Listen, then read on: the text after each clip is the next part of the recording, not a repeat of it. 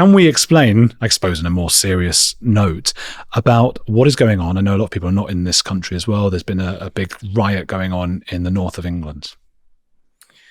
So just days ago, there was a violent, fiery riot in a neighborhood in Leeds, in the north of England. And some of the footage that emerged from there from the people who were either participants or observers, you saw mobs of a lot of children and young people attacking police vehicles and eventually overturning a vehicle. Police did retreat, and as it became dark, a bus was set on fire and it burnt through the night, burnt down completely. The area has communities of people from different countries. It's a heavily Pakistani area, and also has many people of Roma backgrounds from Romania. By Roma, I'm referring to Roma Gypsy, as they're sometimes known as. So the violence apparently started or sparked because social services had responded to a family home where a baby had a serious head injury. And this is unconfirmed because these are interviews that people who allege to have information have given on camera. They say that the child was left alone with siblings and suffered this injury, and social services made a decision as a safeguarding measure that the 5 children needed to be removed, and the community mobilized and responded very violently. I think the angle that is disturbing is that this is another example of a parallel society existing within this country. There are many. Some of the most notorious ones are Muslim, Islamic, and in this particular case, at least with some of the individuals involved, it's not necessarily a Muslims who started rioting, but nonetheless, there are those immigrant communities who sequester themselves in a way that they don't recognize the authority of the state. And this is, in me speaking as American, as an outsider, this is a problem repeated throughout Western Europe. I've done reporting in Sweden, have gone to some of their ghettos that are predominantly Middle Eastern and Somali, and you see the same phenomenon where the authority of police is not recognized, and the communities have their own set of ethos and values, whether it be religious or religious fundamentalism or whatever. And in the rare instances that the state does intervene, as in this case, a safeguarding issue regarding children, they can respond very violently. Other things that can spark it off is if there's a criminal investigation that requires law enforcement. So this is where the term no-go zone comes in. That concept and term has really been abused by, I would say, the woke and the left to mock those who speak about it, because it's not literally a no-go zone. Obviously, you and I can drive up to this neighborhood in Leeds if we want to and walk around. There's no border gates or anything we have to go through. It's a no-go zone in terms of for the state, police, etc., or that police are reluctant quite often to get involved. And probably one of the most prominent examples of that, and a disgrace to this country, is how grooming gangs were able to operate through various cities and towns in England for a number of years. Many of the people who are the perpetrators there come from Pakistani Muslim backgrounds.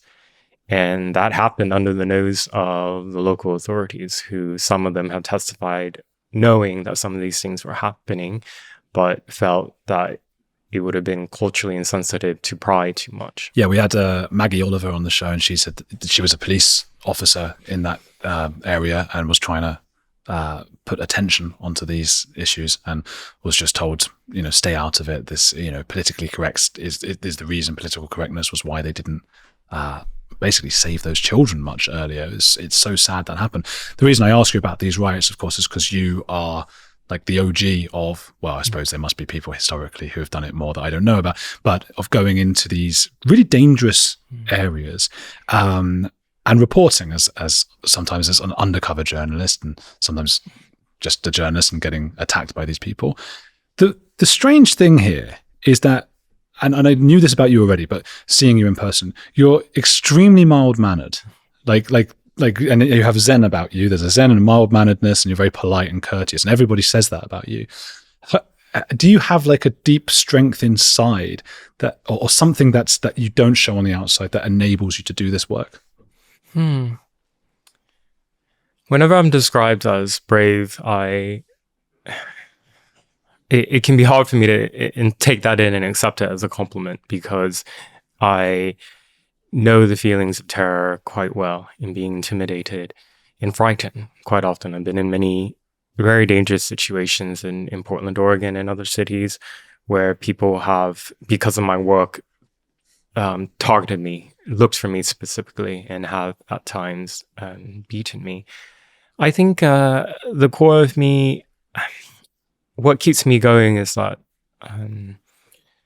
the truth really matters. And I know that sounds like a cliche, but primarily what I was doing before I did more writing, which is what I do now, is I was going out and recording protests and riots with my mobile phone and just letting the video speak for itself.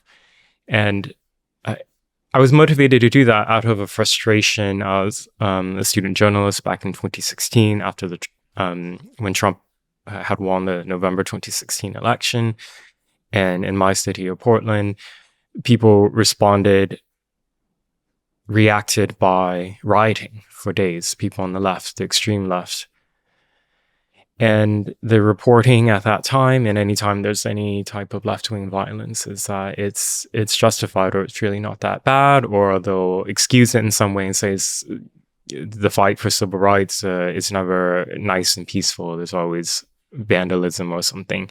All this type of downplaying. And I thought, well, I mean, what I had witnessed in November 2016 were organized groups of people dressed in black with their faces covered. At that time, it was actually unusual to be wearing masks in public. And they had melee weapons, and they were destroying my city and starting fires, and did it with impunity. And the next day, if you read the legacy reporting, you'd get a completely different impression. So I thought, okay, I'm just gonna go out and I'll just record. It's like, don't read how I interpret things subjectively. How about you just look at the videos? And that's how I started gaining a following on Twitter at that time. I mean, I was a no-name person. I was just an editor at a student newspaper at a small university. But people started following me, and I started then writing a bit more about what was happening in Portland. This was years before the deadly riots of 2020, before George Floyd. And what I was seeing is that there were violent extremists who were building the groundwork for violent revolution. And they were able to do it because in the jurisdiction of like Portland or Seattle, these are very left-wing cities on the west coast of America, where it's the entire local government is filled with people who are only Democrats. The Democrats, the mainstream liberals in those cities, had a really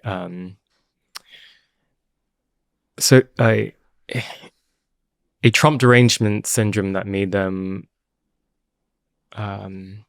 apathetic to sociopathy in a way. Like, obviously they could see the type of violence that was happening in their cities, but they didn't see it as a problem, or they viewed it as a necessity to happen to fight against the Trump Pence administration at that time.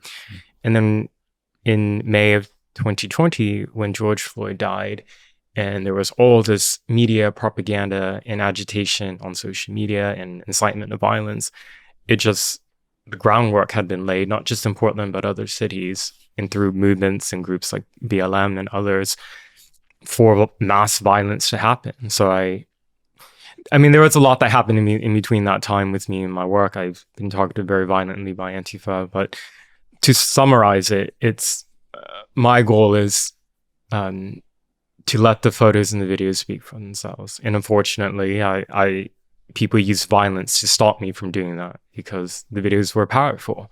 It's powerful when the public can see an elderly driver driving on the street being attacked, as has happened in Portland. It's powerful when people see a person holding an American flag peacefully on the street in an American city like downtown Portland and getting beaten to the ground and robbed and battered and kicked in the face, which happened. It was captured on video. It's extraordinary, isn't it, that all you were really doing was holding a camera up to these people, and that was enough for them. You have to have a twisted mind to go, he's showing the things we're doing, let's get him, and still think you're the good person. I think, the ideologues who are captured, their response is not particularly surprising. These are people who are willing to use violence, and of course they're going to lie. What did surprise me were the people who work in media, journalists, self-identified journalists, I should say, who sought to somehow spin my footage as being inaccurate, and or that me being the problem as a liar, as an agitator, that my presence there incites some type of reaction, and then I record the reaction so that the footage is deceptive. These are lies. These are they should be doing their jobs. It's like, if you contest my footage, we'll go out there and record and get your alternate angle. And it's very curious that they're not there when they are there, because I recognize a lot of them. They don't record when these things happen intentionally, because they're trying to curry favor with the side that they're sympathetic to. So I think the way my reputation has been smeared by leftist activists who work in media, that was a surprise to me. I was naive. I didn't think that they would be on the side of people who would attack press freedom, but they are. Yeah, I have a lot of disgust at a lot of people who describe themselves as journalists, who write reports or who go on television and completely lie and mislead the public about what's happening around the world.